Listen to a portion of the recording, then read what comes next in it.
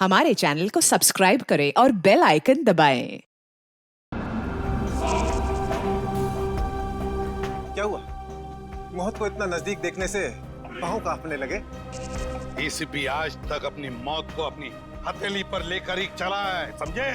मौत से कभी डरा नहीं है वो। इतनी बड़ी बड़ी बातें हैं, अब बातों का वक्त नहीं है, अब एक्शन का वक्त है। कूदो एसीपी, छलांग लगाओ। एक मिनट, लेकिन तुम पर कैसे विश्वास कर सकता हूँ कि मेरे कूदने के बाद तुम इन तीनों को छोड़ दोगे? तुम्हारे पास और कोई चारा भी नहीं। कूदो एसीपी।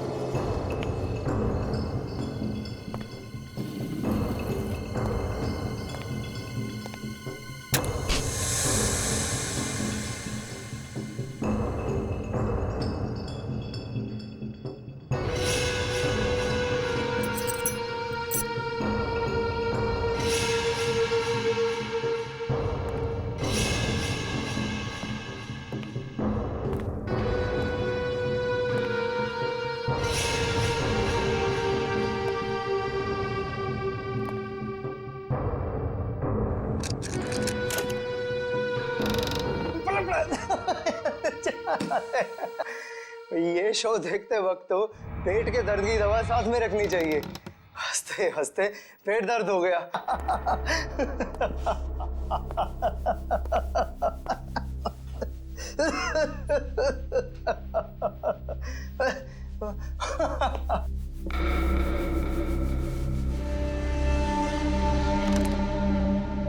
कौन है ये?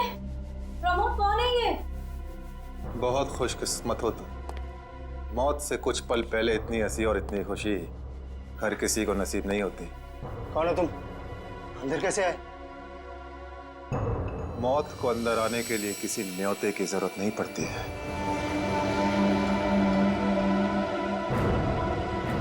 ये क्या कर रहे हो?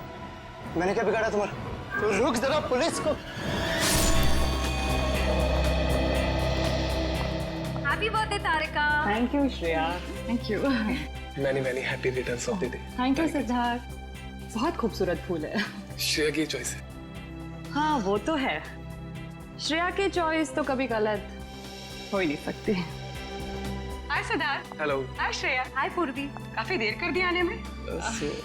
थोड़ा ट्रैफिक मिल गया रास्ते में। अरे फ्रेडी सर, ये गपागप खा रहे हो? आप तो बोले थे डाइटिंग कर रहे हो। डाइटिंग ही तो कर रहा हूँ। इसके पहले तो मैं 5-5 प्लेटें एक साथ खा जाता था। क्या बात कर रहे हो? हमारे प्लान पे तो पानी फिर गया अभिजीत। अरे ऐसे कैसे? कुछ ना कुछ तो करूंगा मैं। कैसे? हृदय, हाँ, उस कमरे में तुम्हारा कोई वेट कर रहा है। मेरा वेट कर रहा है? हाँ। कौन? तुम जाओ तो सही। अरे जाओ।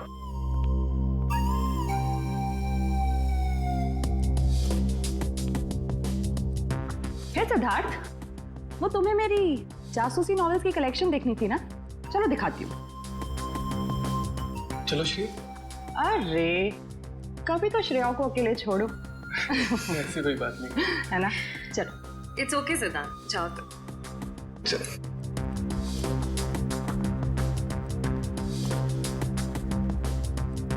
अरे श्रेया, तुम यहाँ? वहाँ कमरे में कोई तुम्हारा वेट कर रहा है। कौन? अरे जाओ, देखो तो सही। अरे सर,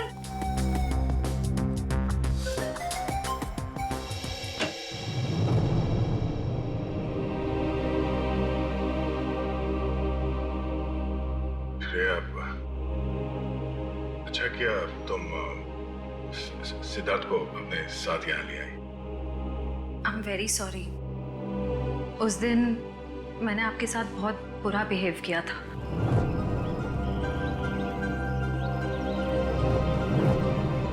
छोड़ो ना, मैं भूल गया हूँ, तुम भी भूल जाओ। काश भूल पाना इतना आसान होता। जिंदगी कितनी सिंपल हो जाती है।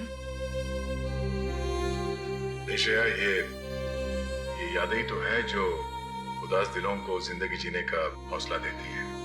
अगर यादें ही ना हो तो जिंदगी कितनी बोरिंग हो जाएगी।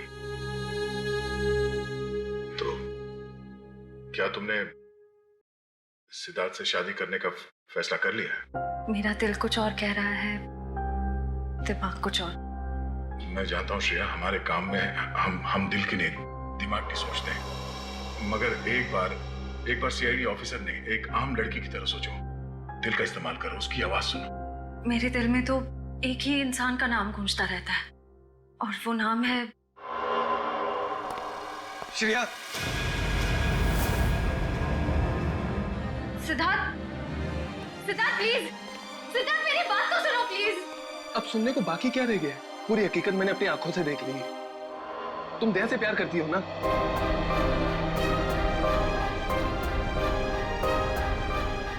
सिद्धार्थ, मैं इस बारे में तुमसे बात करने वाली थी। क्यों नहीं? सिद्धार्थ, काम इतना होता है, मौका ही नहीं मिला मुझे। मौका नहीं मिला? I just can't believe I heard that. Siddharth please मेरी बात तो सुनो। ये इतना आसान नहीं हो के। अपने आपको मेरी जगह रखकर तो सोचो, फिर पता चलेगा मैं किस अग्नि परीक्षा से गुजर रही हूँ।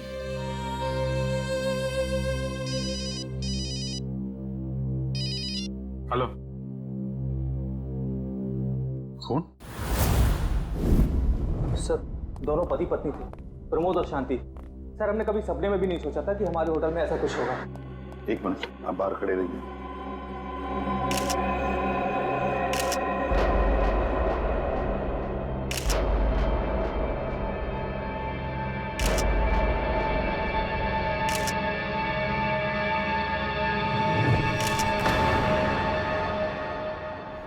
माय गॉड, दोनों की लाशें ऐसी इस अवस्था में। सर, इतने सारे केस सॉल्व किए, लेकिन इस तरह का केस कभी नहीं देखा। सर, लगता है ये दोनों खूनी से विनती कर रहे थे कि वो इन्हें छोड़ दे, मगर खूनी ने जरा भी दया नहीं दिखाई। नहीं फ्रेडी, लगता है खूनी ने पहले इन दोनों को मारा और फिर यहाँ लाकर बिठा दिया, हाथ पैर बांध दिए। जिस तरह से इन दोनों को बिठाया कुर्सी में, लगता है खूनी हमसे कुछ कहना चाहता है। ये देखो, कम से कम 6-7 वार तो किए इस बेचारी पर। ऐसे इतनी बेरहमी से मारा है जैसे ये खूनी कोई सिर फिरा हो, या फिर बदले की आग में ये सब किया है उसने। My God. सर, इस प्रमोद की पीठ पे भी वार किया गया है।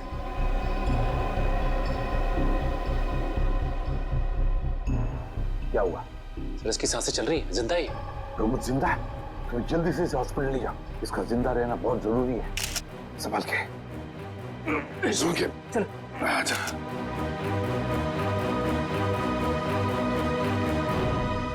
एक बात बताओ, ये खूनी अंदर आया कैसे? किसी ने देखा कैसे? नहीं सर, ये सब रात में हुआ सर, और रात के वक्त इसकी ड्यूटी रहती है सर, इससे पूछिए आप। कैसे हुआ ये सब? सर, कुछ देर के लिए मेरी आंख लगी थी रिसेप्शन डेस्क के ऊपर। तुम्हें शर्म नहीं आती ये कहते हुए कि तुम्हारी आंख लगी थी ड्यूटी पर? Sorry sir. एक बात बताओ, ये दोनों प्रमोद और शांति कब से रह रहे तुम्हारी होटल में? सर, पिछले 6 दिनों से रह रहे थे, और आगे भी 1 महीने रहने का प्लान था सर। क्यों, कुछ बताया इन्होंने? सर, प्रमोद जी की नई नौकरी लगी थी, नासिक से इस शहर में नए आए थे, उन्हें अपना घर नहीं मिला, इसीलिए होटल में रह रहे थे सर। ठीक है, जाओ। वंश, प्रमोद और शांति, इन दोनों की पूरी जानकारी चाहिए मुझे।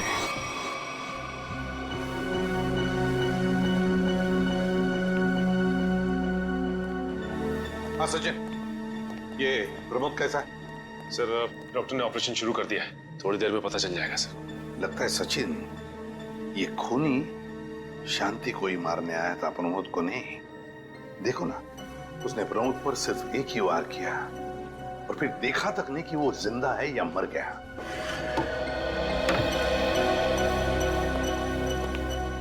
डॉक्टर साहब, कैसा है प्रमोद? हमने प्रमोद को बचा तो लिया है, मगर मगर क्या? वो कोमा में चले गए हैं। कोमा में? लेकिन डॉक्टर साहब, प्रमोद को होश तो आ जाएगा ना? हम तो अपनी तरफ से पूरी कोशिश करेंगे, मगर कुछ कहा नहीं जा सकता। Thank you. कुछ भी हो, प्रमोद होश में आना ही चाहिए। खूनी को सिर्फ प्रमोद ने ही देखा है। शांति की लाश से कुछ पता चला? दया, मौत की वजह तो तुम लोगों को क्राइम स्पॉट पे ही पता चल गई होगी। पेट पर चाकू के इतने सारे घाव हैं, उसी की वजह से मौत हो गई बेचारे की। हाँ, वो तो हमें पता चल गया था। उसके अलावा कुछ और? हाँ, एक खास बात। 2 महीने पहले इसका किडनी का ऑपरेशन हुआ था। ये देखो, इसमें फोटो है। किडनी का ऑपरेशन? वंश, पता करो शहर के किस हॉस्पिटल में शांति के किडनी का ऑपरेशन हुआ था। जैसा। और सर, वो क्राइम सीन पे जो खून मिला था वो शांति और प्रमोद का ही है। खूनी ने खून करने से पहले एक एक कदम फूंक फूंक कर रखा है। हाँ, काफी प्लानिंग की है खूनी ने इस जुर्म को अंजाम देने के लिए। उसे पता था कि ये प्रमोद ऑफिस से कितने बजे वापस आता है, और वो होटल के कमरे में पहुंच गया जब दोनों मौजूद थे।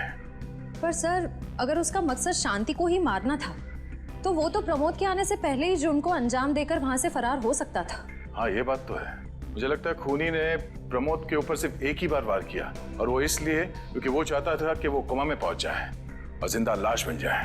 सर, लगता है ये खूनी कोई एक्सपर्ट है जो अच्छी तरह से जानता था कि वार कहाँ पे करना है। सर, वो एक्सपर्ट नहीं, मुझे तो सरफिरा लगता है। वरना मारने के बाद इन्हें प्रार्थना की पोजीशन में क्यों बैठा था? कोई तो गहरा कारण है सबके पीछे जो इस खूनी के अतीत से जुड़ा हुआ है। क्या प्रमोद की बीवी का खून हो गया और प्रमोद कोमा में है? जी हाँ। खैर, अब ये बताइए कि पिछले कुछ दिनों से प्रमोद का स्वभाव कैसा था?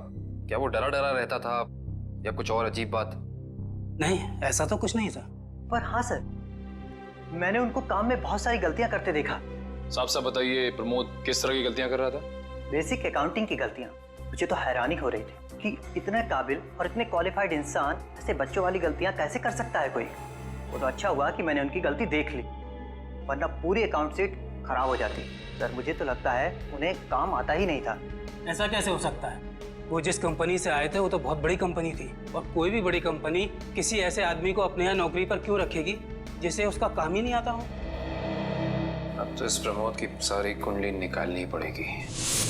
पति पत्नी प्रमोद और शांति एक नंबर के धोखेबाज थे। इनके सारे सर्टिफिकेट्स और डॉक्यूमेंट्स नकली हैं।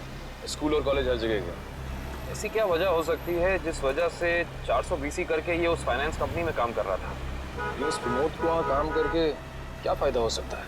इस सवाल का जवाब तो उसी वजह से जुड़ा है निखिल, जिसकी वजह से इस प्रमोद की हत्या की गई।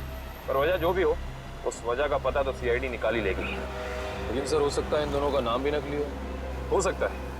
ऐसा भी हो सकता है कि ये दोनों असली प्रमोद और शांति हो ही ना, बल्कि कोई बहरूपिये हों जिन्होंने उन दोनों की जगह ले ली हो सकता है। एक सेकंड। हेलो, हाँ बोल रहा हूँ। हाँ, कौन सा hospital? Okay, thank you so much. क्या हुआ निखिल? हमारा अंदाजा सही निकला। 2 महीने पहले पुणे की मोती हॉस्पिटल में इस प्रमोद की पत्नी का एक ऑपरेशन हुआ था। वहाँ प्रमोद की पत्नी का नाम शांति नहीं बल्कि विनीता लिखा हुआ है। विनीता? मोती हॉस्पिटल, पुणे।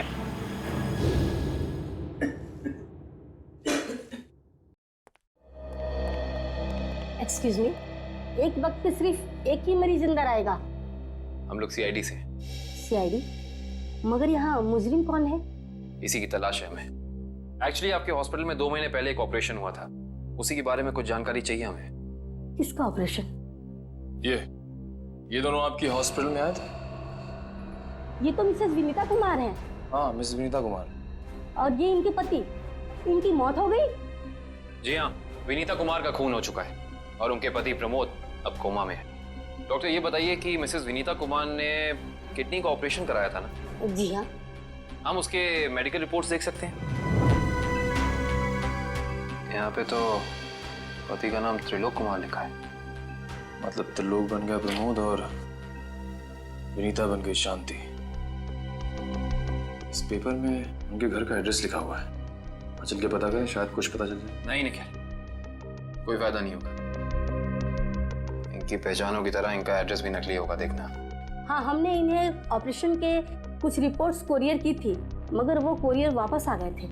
डॉक्टर ये बताइए कि इन्होंने ऑपरेशन का पेमेंट कैश में की थी या चेक से या किसी कार्ड से? इंश्योरेंस के जरिए। इंश्योरेंस? उस इंश्योरेंस कंपनी के कोई कागजात, कोई डॉक्यूमेंट्स हैं आपके पास? हाँ, इसी फाइल में होंगे। गुड।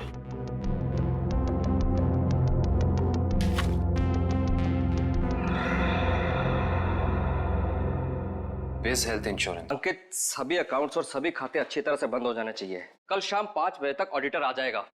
हो जाएगा सर। कभी सपने में भी नहीं सोचा था कि हमारी कंपनी का अंत इतना बुरा होगा। ये किस अंत की बात कर रहे हैं आप लोग? जरा विस्तार से समझाइए। अगर आप अपने पैसे वापस लेने आए हैं तो भूल जाइए, क्योंकि जब तक अदालत अपना फैसला नहीं सुना देती तब तक हम किसी के रुपए वापस नहीं कर पाएंगे। पैसे वापस लेने नहीं, इंसाफ करने आए हैं हम लोग सीआईडी से। ओह, तो हमारी शिकायत सीआईडी वालों तक भी पहुंच गई है। शिकायत?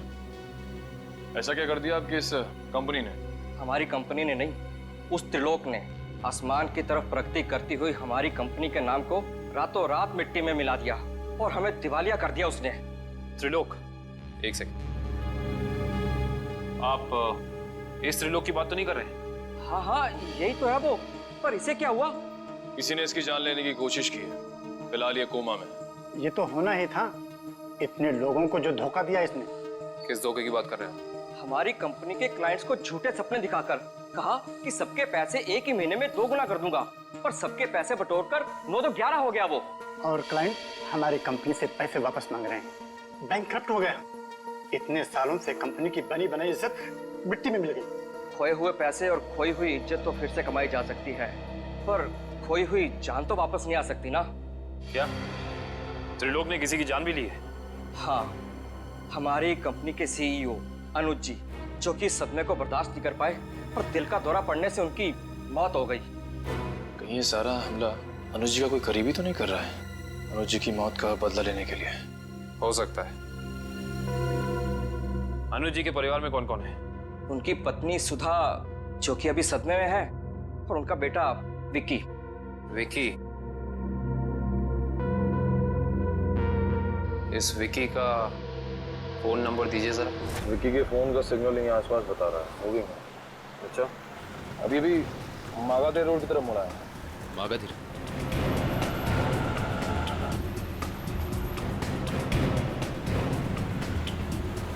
देखो सिग्नल में कुछ पता चला? एक मिनट। क्या हुआ? इस विक्की के फोन का सिग्नल यहीं आसपास बता रहा है। कहीं विक्की इस बाइक पे तो नहीं? हाँ सर, हो सकता है ये विक्की है। चेक करते हैं।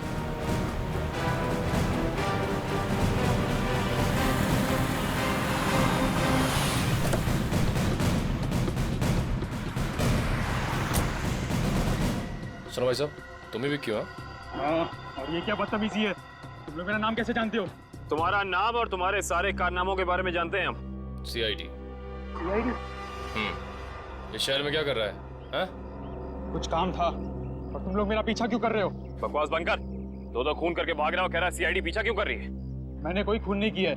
अच्छा, त्रिलोक और विनीता का खून नहीं किया तुमने? त्रिलोक और विनीता मर चुके हैं? ड्रामा बनकर अपना, पूरा इतिहास है तेरा हमारे पास। उन दोनों ने तुमसे तुम्हारे पिता को छीना, उसका बदला लेने के लिए तुम यहाँ आए हो उनके पीछे। हाँ, मैं बदला लेने जरूर आया था, पर मैंने उनका खून नहीं किया। देख, सच बोल दे, समझा? नहीं अपनी शक्ल नहीं पहचान पाएगा। मैं सच कह रहा हूँ, मैंने किसी तरह उनके बारे में पता किया। मैं उनके होटल भी गया था, मगर जैसे मैं उनके कमरे की तरफ जा रहा था, मैंने उनके कमरे में एक आदमी को जाते हुए देखा। कौन सा आदमी था वो? उसके चेहरे को ठीक से देख नहीं पाया मैं। तुम्हें जो भी याद है, जितना भी याद है, साफ साफ बताओ। कद लगभग 6 फीट, ओवरकोट पहना हुआ था उसने, और उसके बाल लंबे थे, यहाँ तक। हाँ, और उसने एलिगेटर शूज पहने हुए थे। Alligator shoes? हेलो, एक और खून?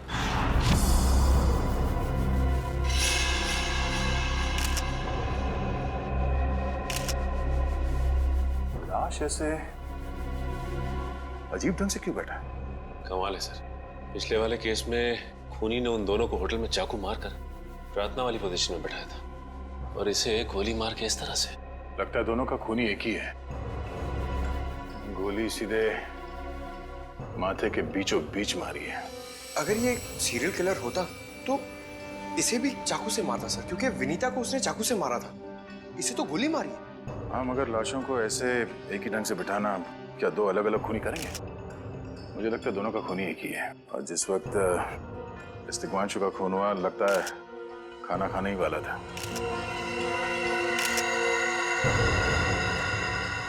तो यहाँ पे दूसरी प्लेट भी पड़ी है। कहीं ऐसा तो नहीं कि ये दिग्वांशु की बीवी के लिए थी? मैम सब तो एक हफ्ते के लिए गाँव गई हुई है, एक हफ्ते के बाद लौटेगी। तो क्या घर में कोई और आदमी था जिसके लिए दिग्वांशु ने एक और प्लेट में खाना डाला? नहीं साहब। अच्छा, जब तुम घर वापस आए उस वक्त ये दरवाजा खुला था या बंद था? नहीं साहब, बंद था। तो फिर तुम घर के अंदर कैसे आए? साहब ने एक चाबी मेरे पास भी दे रखी है। तो जो कोई भी था, ऐसा लगता है कि दिग्वांशु उस आदमी को जानता था। एक काम करो सचिन, पंकज, घर की अच्छी तरह से तलाशी लो, देखो कुछ मिलता है क्या।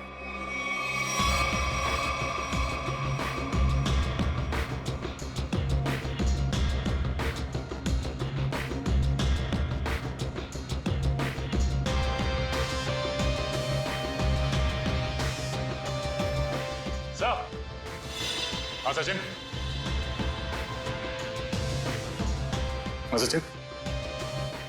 ये देखिए सर, यहाँ से शीशा निकाला गया है, चिटकनी खोली गई है और यहाँ से बाहर जाने का रास्ता भी है।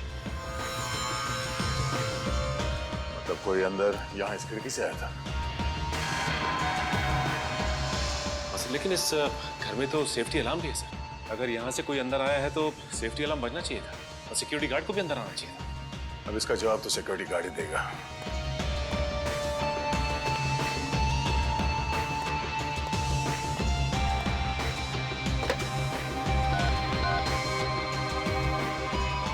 Hello security. अच्छा, आज दोपहर को दिग्वांशु जी के घर से अलार्म बजा था? बजा था। तो फिर आप चेक करने के लिए उनके घर पे क्यों नहीं आए?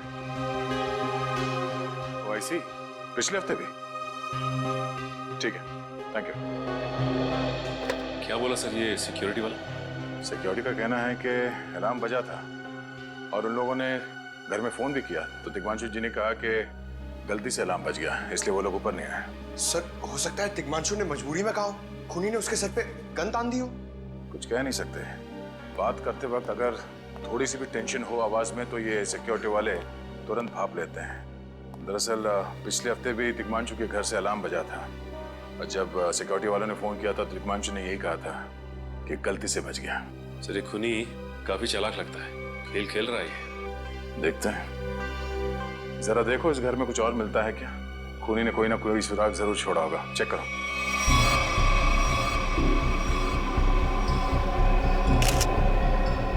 सर एक मिनट सर।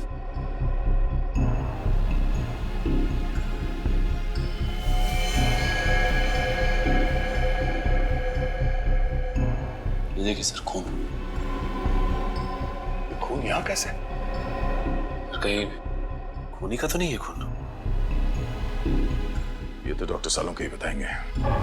वो खून किसका है ये अभी पता चल जाएगा। तारिक आती होगी रिपोर्ट लेकर के।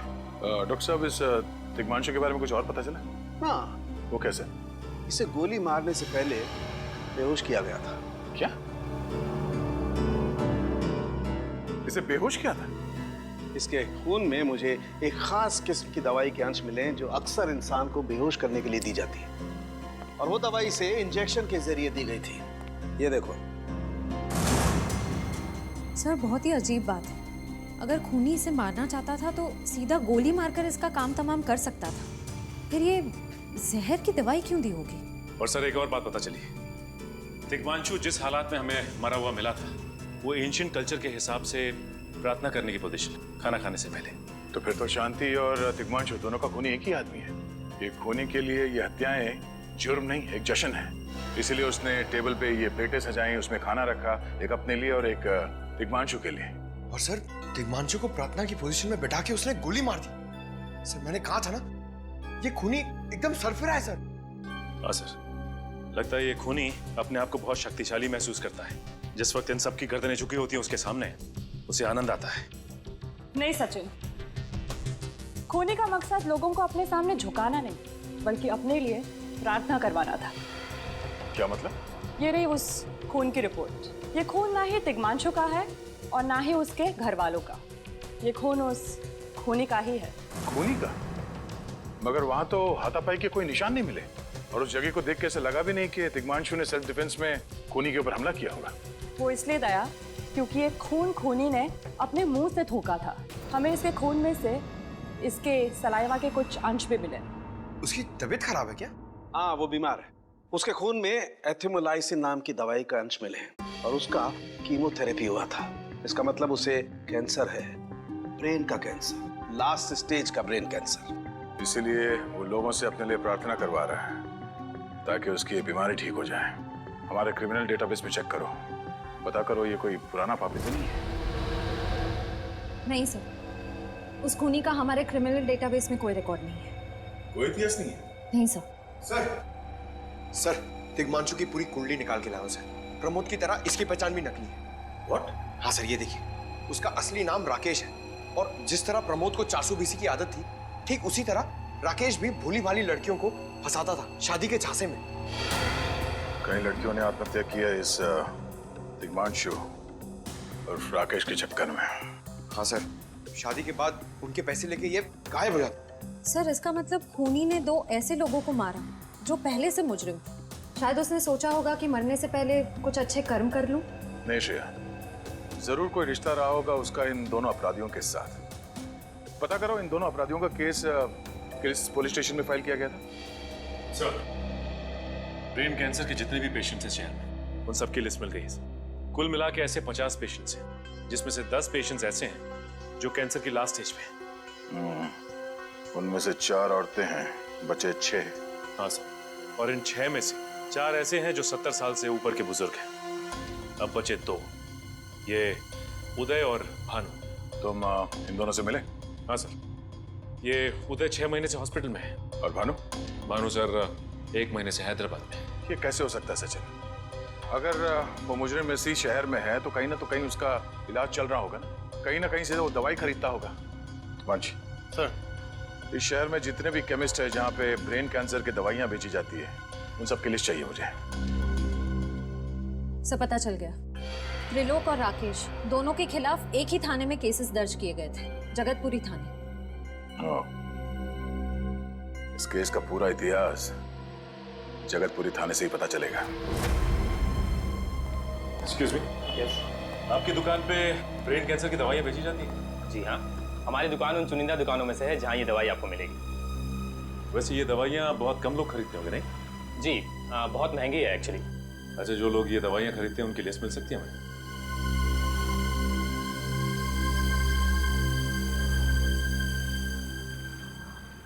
ये रही वो लिस्ट।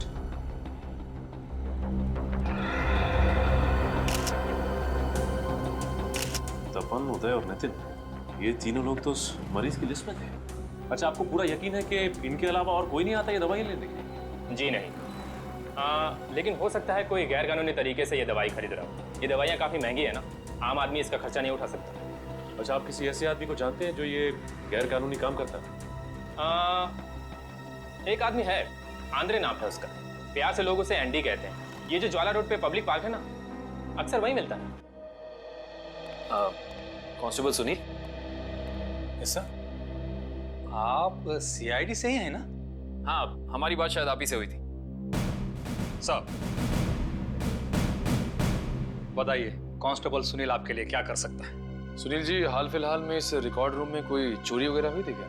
चोरी नहीं तो सर, अब यहाँ वाला कोई चोरी कैसे करेगा? सुनील, फिर आप एक हेल्प कर सकते हैं हमारी। हमें 2 मुजरिमों की फाइल चाहिए। एक का नाम है त्रिलोक कुमार और दूसरे का राकेश भिवेन। एक मिनट सर, क्या नाम बोले? राकेश? राकेश भिवेन।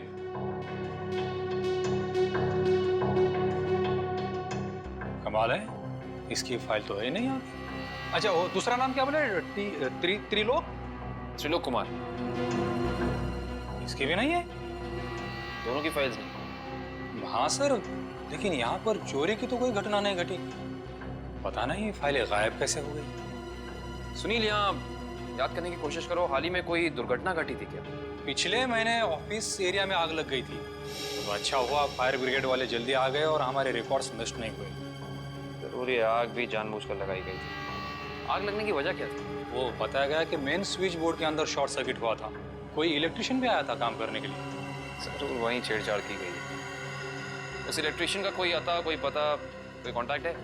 दूसरे कांस्टेबल के पास था, लेकिन वो तो रिटायर होकर गांव चले गए।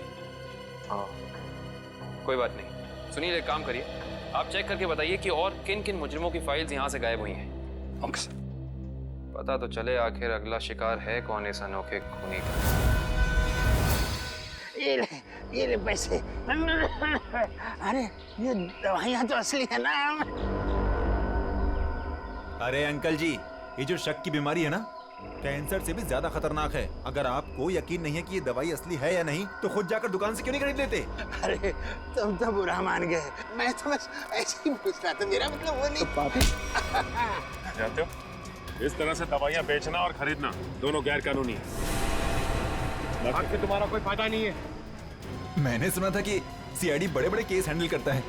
मैं तो छोटा मोटा चोर हूँ, जाने दो ना साहब। हाँ मिस्टर छोटे चोर, ये बताओ कि तुम्हारे पास से ये दवाइयाँ खरीदने के लिए कोई ऐसा आदमी आता जो 6 फीट लंबा था और लंबे लंबे बाल थे उसके, और वो एलिगेटर वाले शूज पहनता था? हाँ, वही जो आगे से नुकीला होता है। हाँ, आया था चिराग। आप लोग चिराग को ढूंढ रहे हो? हाँ। कहाँ मिलेगा ये चिराग? चिराग? लगता है चिराग घर पर नहीं है। कमरे अच्छी तरह से चेक करो, देखो कुछ मिलता है क्या। पंकज, कंप्यूटर चेक करो।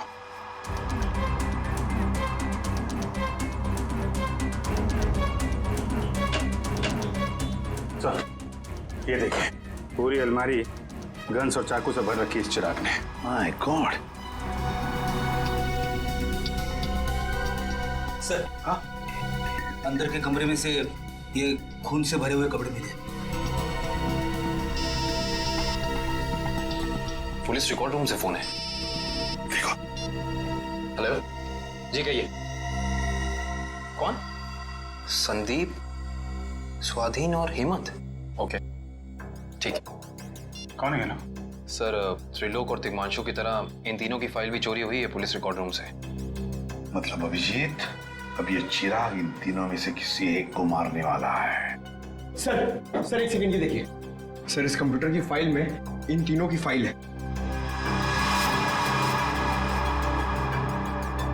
सर, ये तीनों भाई हैं और बदमाश भी हैं, और इन्होंने 3 खून किए हुए हैं सर।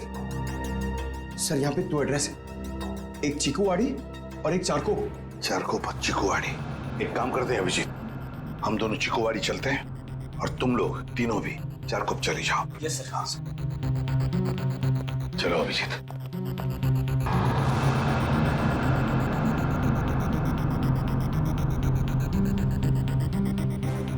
क्या हुआ सर? अभिजीत, ये पेन, ये मेरा पेन है अभिजीत। आपका पेन? यहाँ पे कैसे सर? ये पेन मैंने जग्गा को दिया था, जग्गा को। जग्गा सर? वो आपका खबरी? हाँ अभिजीत, मेरा खबरी। मगर जग्गा तो मर चुका है सर।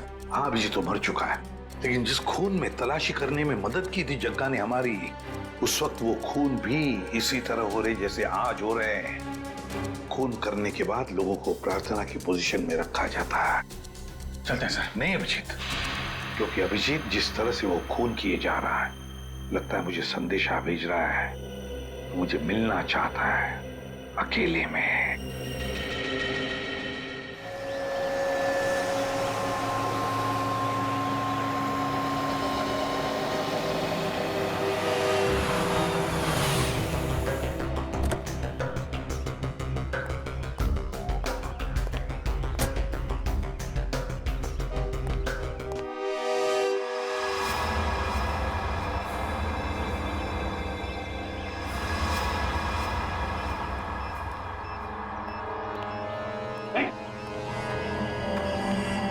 प्लीज हमें बचा लीजिए, किसी तरह हमें मार डालेगा। घबराओ मत, मैं इसे भी प्रद्युम्न हूं, कुछ नहीं होने दूंगा तुम्हें। इनकी बातों को ज्यादा सीरियसली मत लेना, इन्हें तो झूठे वादे करने की आदत है, और इतनी बड़ी बड़ी बातें करने से पहले एसीपी जरा मेरा इंतजाम तो देख लो। बस रिमोट के इस बटन को दबाना है और ये तीनों हमेशा के लिए बूम, धरती से गायब। क्यों कर रहे हो तुम ये? क्या गलत कर रहा हूँ? हाँ बोलो, पर ये तीनों तो पैसे भी कानून से भागे हुए अपराधी है ना, तो इन्हें मारकर क्या गलत कर रहा हूं मैं? इन्हें सजा देने का हक तुम्हारा नहीं, सिर्फ कानून का हक ही है। बस यही तो प्रॉब्लम है, जब तक तुम कानून में हो कुछ नहीं हो सकता। क्या क्या चाहते हो तुम मुझसे? पहले अपनी एक गन मुझे दो। एसीपी, मुझे अपनी गन दो, वरना मैं ये रिमोट दबा दूंगा। एसीपी, मैं 3 तक गिनूंगा। 1, 2, 3। नहीं,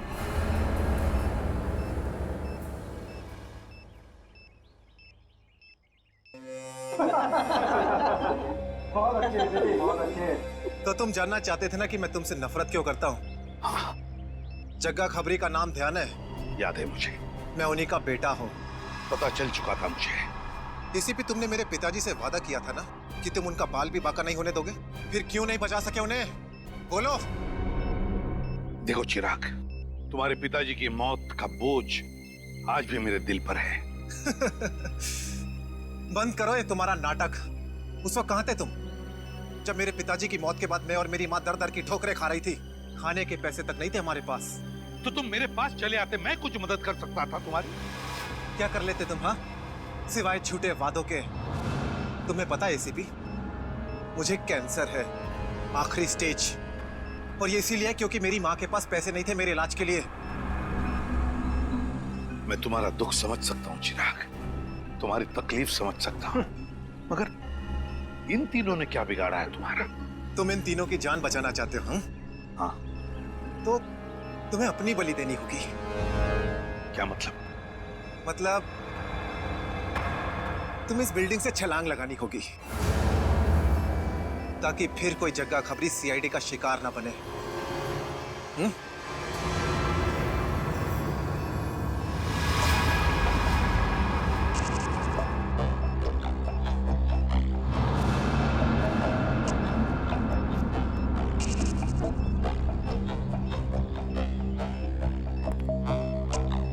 ठीक है, मंजूर है।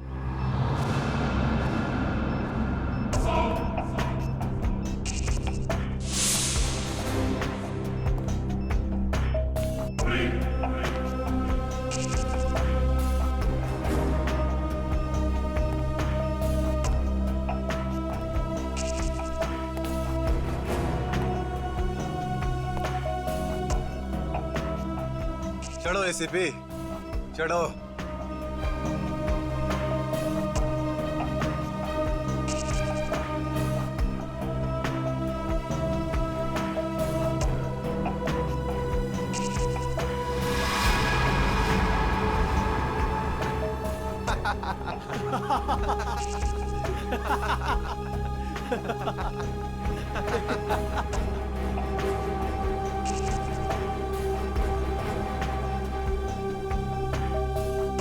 ऊपर जाकर मेरे पिताजी से माफी जरूर मांग लेना। क्या हुआ, मौत को इतना नजदीक देखने से पांव कांपने लगे? एसीपी आज तक अपनी मौत को अपनी हथेली पर लेकर ही चला है, समझे? मौत से कभी डरा नहीं है वो। इतनी बड़ी बड़ी बातें, अब बातों का वक्त नहीं है, अब एक्शन का वक्त है। कूदो एसीपी, छलांग लगाओ और अपनी ये बेहतरीन जिंदगी को अलविदा कह दो। चलो। 1 मिनट, मैं जरूर कूदूंगा, लेकिन तुम पर कैसे विश्वास कर सकता हूं कि मेरे कूदने के बाद तुम इन तीनों को छोड़ दोगे? तुम्हारे पास और कोई चारा भी नहीं है। कूदो एसीपी, वरना मैं इस रिमोट का बटन दबा दूंगा।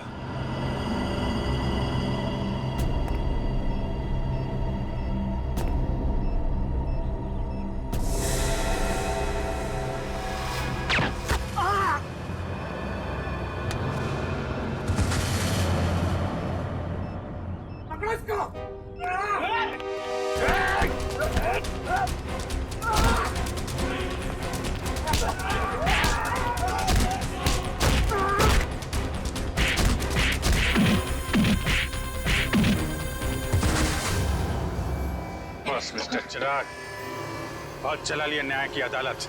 सीआईडी का काम सीआईडी को सौंप दो। फ्रेडी, पंकज, उन तीनों के शरीर से बॉम्ब हटा दो संभाल के। और तुम मेरे दोस्त, मेरा कबरी जग्गा के बेटे लगते ही नहीं। उस बेचारे ने तो अपनी जान कुर्बान की हमारी मदद करने में, कानून की मदद करने में। मगर तुम, लानत है तुम पर, जैसे घटिया काम करने निकले थे। 2 खून किए तुमने। तुम्हें तो शायद फांसी ही होगी, फांसी।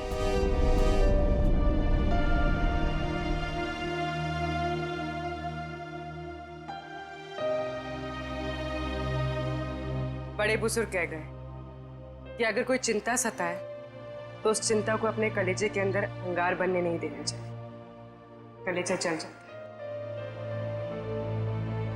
मुझे कोई चिंता नहीं सता रही है। In fact I think I am the luckiest girl in the world right now. CID में सब मेरे काम से खुश हैं। मेरे पास तुम दोनों जैसे दोस्त हैं। मेरी शादी होने वाली है। एक लड़की को और क्या चाहिए होता है? शायद प्यार। प्यार भी तो है ना मेरे पास। मम्मी पापा का प्यार, दोस्तों का प्यार और सिद्धार्थ का प्यार। जुबान की बात दिल से मेल नहीं खा रही है श्रेया। मतलब ये कि दिल की बात जुबान पे लाने का वक्त आ गया है श्रेया। वो श्रेया कहाँ गई? हाँ, जो अपने सारे डिसीजंस खुद लेती थी, जिसे पता था कि उसको अपनी जिंदगी में क्या चाहिए। हाँ श्रेया, अब वक्त आ गया है। तुम्हें किसी एक को चुनना ही होगा। और अगर तुमने एक स्ट्रॉन्ग डिसीजन नहीं लिया ना, तो उसका असर तुम्हारी जिंदगी पर नहीं, बाकी 2 जिंदगियों पर भी पड़ेगा। मैं क्या डिसीजन लूं? किसे चुनूं? उस इंसान को जिसे मैं बहुत प्यार करती हूं, पर उन्होंने कभी अपने प्यार का इजहार नहीं किया, या शायद वो मुझसे प्यार करते ही नहीं, या फिर उस इंसान को जो मुझसे बहुत प्यार करता है, मुझे पलकों पर बैठा कर रखता है। मगर यहाँ पे इम्पोर्टेंट सवाल ये है कि तुम किससे प्यार करती हो? नहीं तारिका, यहाँ ये बात इंपॉर्टेंट है कि अब मैं पीछे नहीं हट सकती। मेरे किसी भी डिसीजन से ना सिर्फ सिद्धार्थ को, बल्कि उसकी और मेरी फैमिली को बहुत दुख होगा। बच्चों जैसी बातें मत करो श्रेया।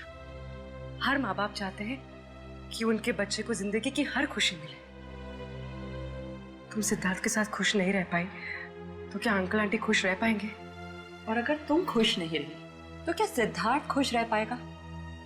तुम्हारा एक कदम श्रेया बहुत सारी जिंदगियों को अफेक्ट करेगा। तुम बस दिल से काम लो।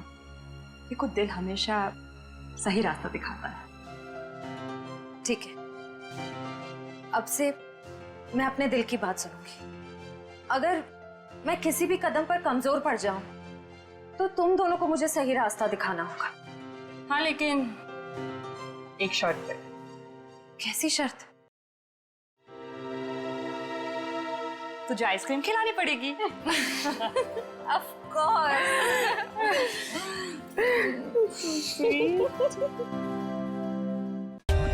For more updates, subscribe to our channel, click the show links and enjoy watching the videos.